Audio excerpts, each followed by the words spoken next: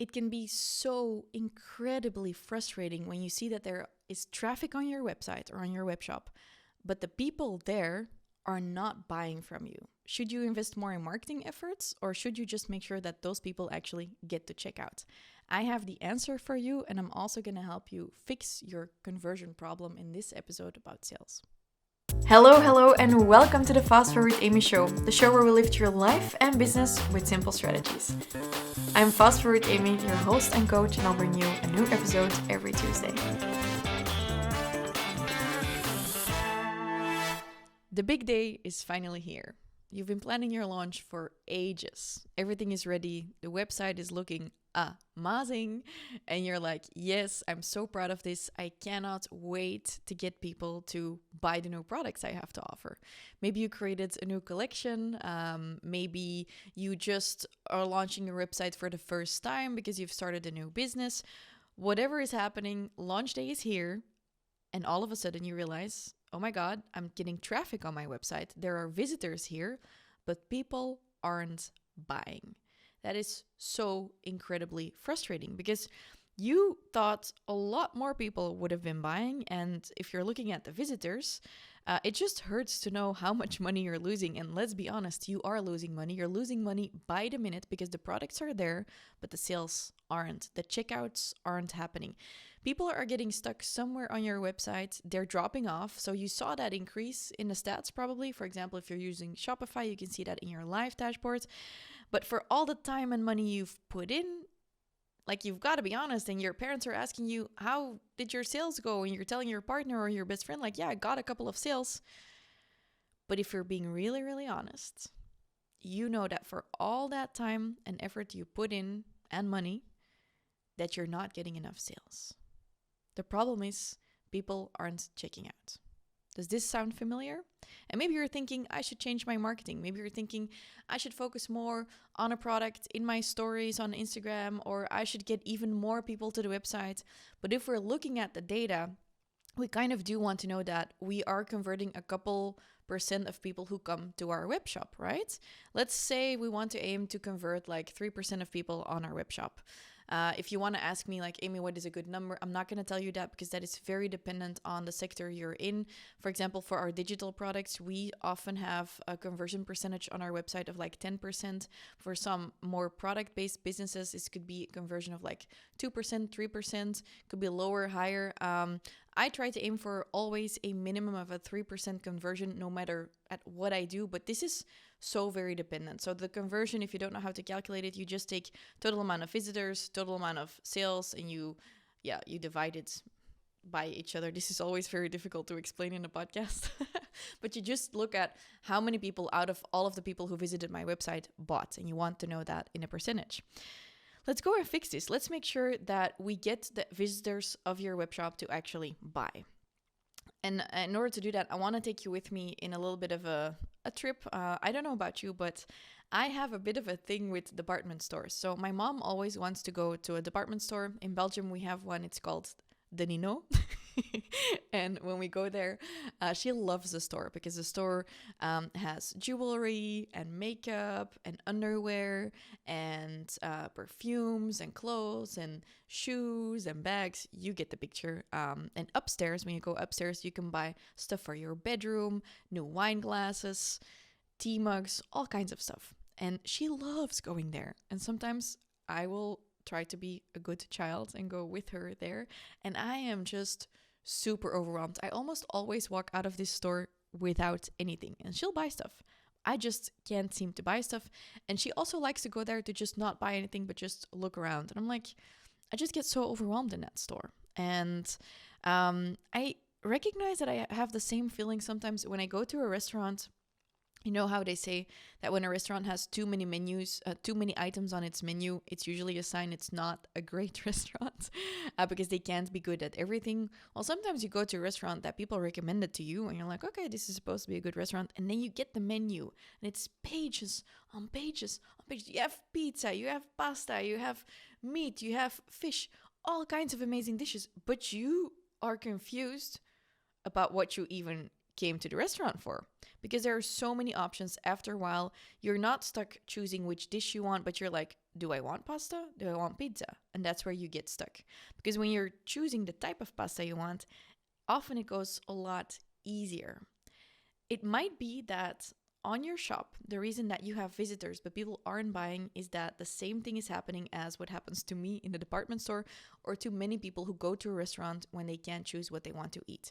People are overwhelmed because there might be too many options and you might not be directing them to where you want to lead them. So a couple of things that we want to do before we start solving things is the very human mistake that you could make here is that you could think what I said earlier, okay, I just need to get more people to my website. No, we need to figure out why the people on your website aren't buying, where we're losing them.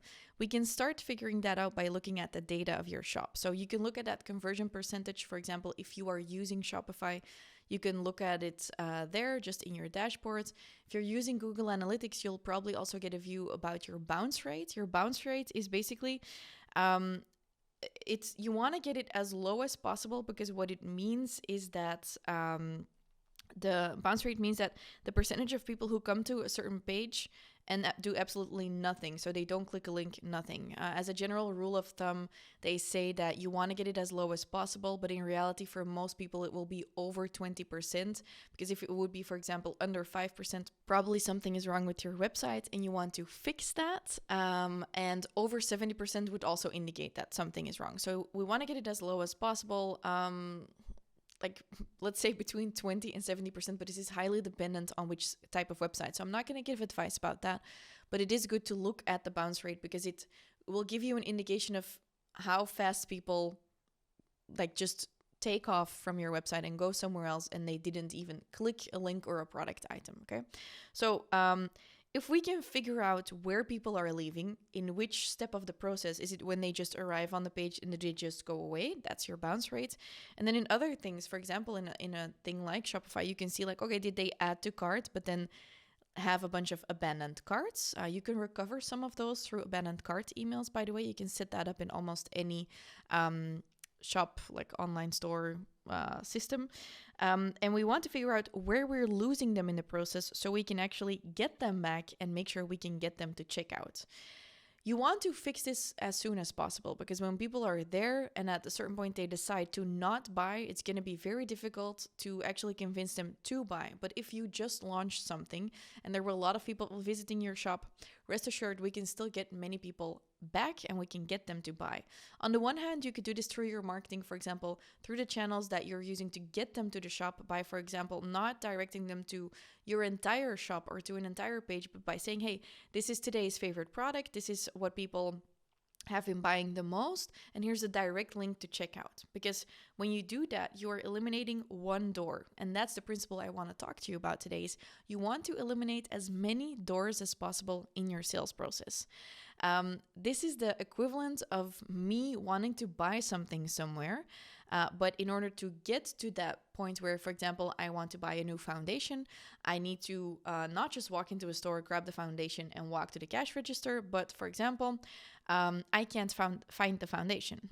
I just don't know in which aisle I need to be to buy the foundation. And then when I'm there, I thought I was walking in for the foundation of just my normal skin type, but then all of a sudden I see there's 10 different brands and I still need to choose between the brands. But I just wanted to make sure that you can't see my acne on camera, you know? And then I need to buy that, but then the color I wanted isn't there, or maybe it's hidden behind a different box and I can't seem to find it.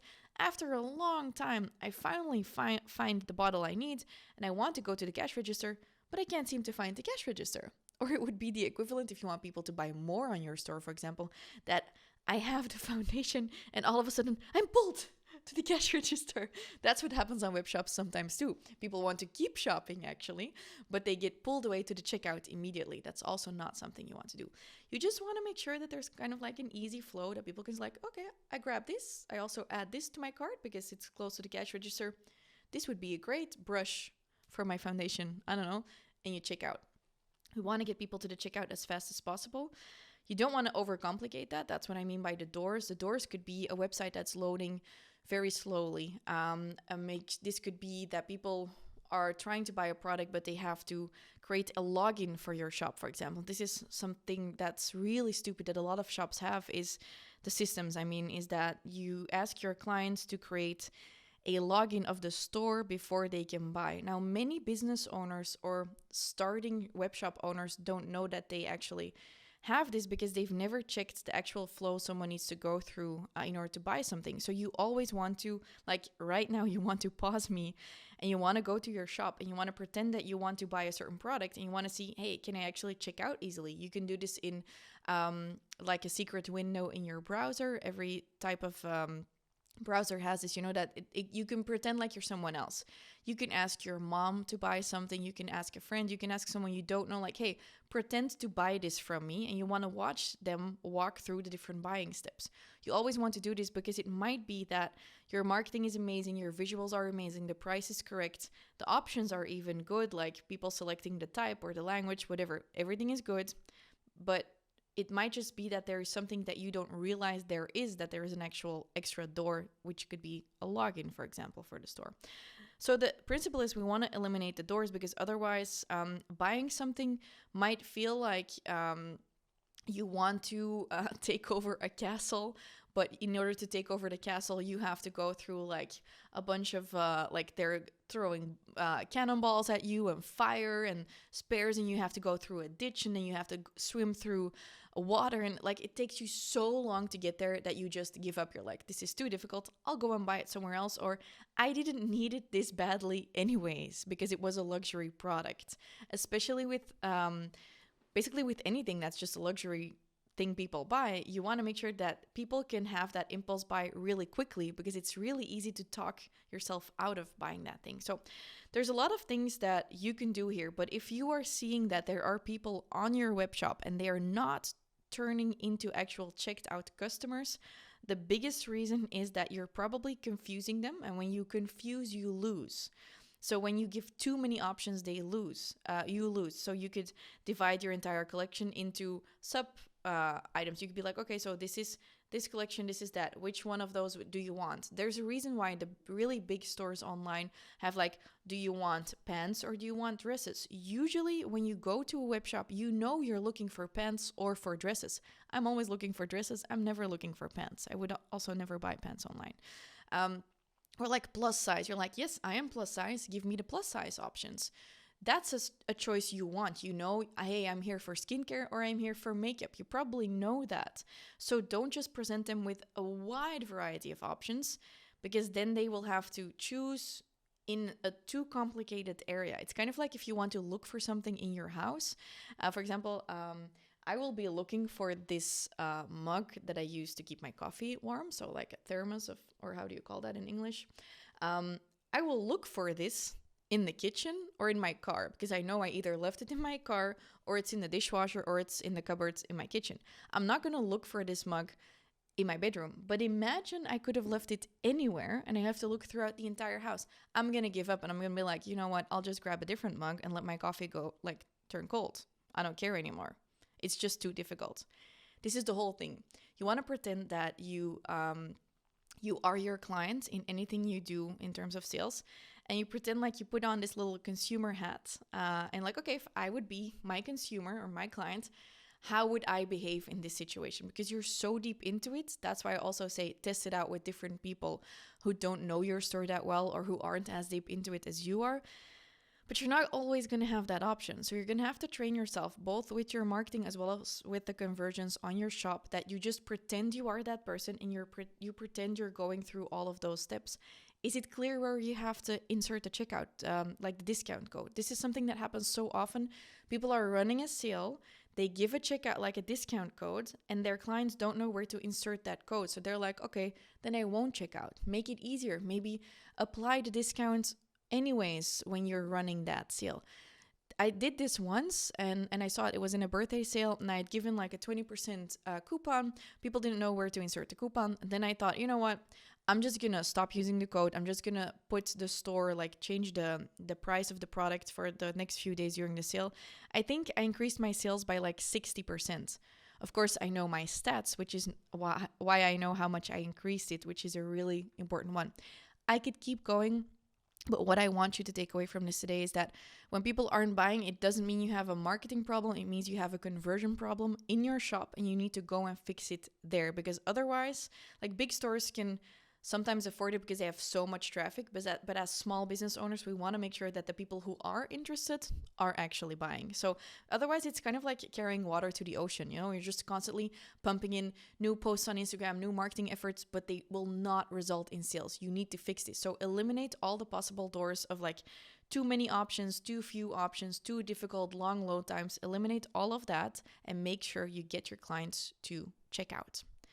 Now, I just highlighted a bunch of things that might be wrong, but there's a lot more things that you could be experiencing in your business right now. Maybe you say, yeah, Amy, I have so many abandoned carts and I don't know how to make sure that people actually buy. Or maybe you're getting questions from people in your DMs about a certain product you're selling or a service you're offering, and you've been in a conversation with them and they saw your message, but they left it on read, and now it's been weeks and they never responded.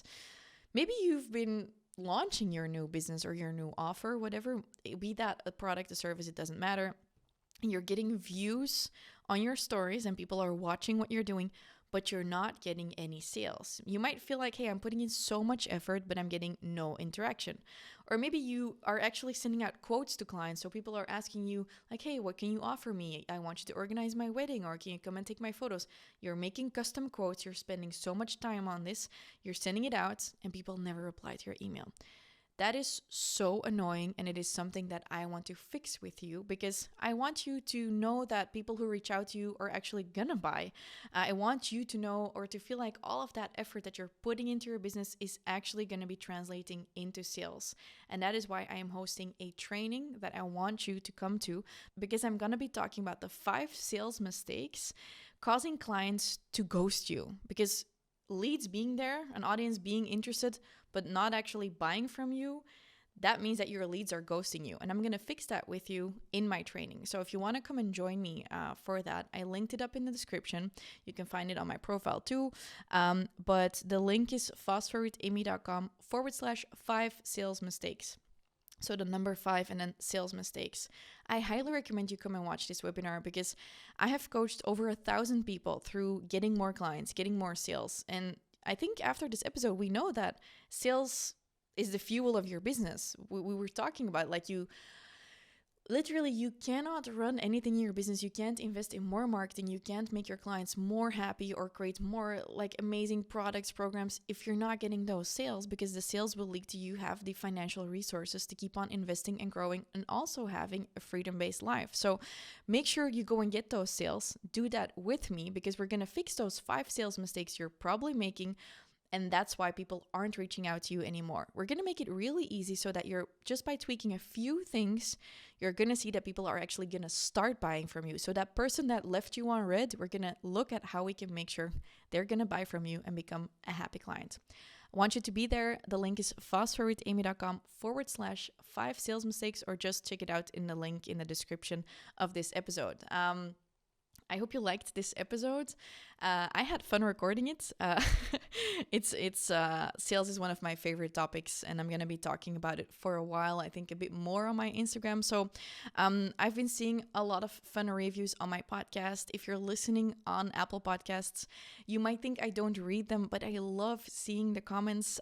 It might also be fun for other people, you know, if they're looking through iTunes or Apple Podcasts and they're looking for a podcast on entrepreneurship and they see my podcast and they see a recent review, it might actually convince them to give it a listen. So if you've learned anything from my podcast, let me know what you've learned or what you've liked about the episodes. It makes me really happy. I'm going to be building like a wall of happiness in my office where I just paste a bunch of reviews and comments. So leave me a quick review. Maybe we can help one more person to increase their sales and their financial freedom. And that's what we want to do, right? We want to reach people all over the world, make an impact, and help as many people as possible become financially free and to just live an independent life. That's what we do here over at the Fast Forward family. I'm Fast Forward Amy. Thank you for listening to the Fast Forward Amy show, and talk to you next week, Tuesday.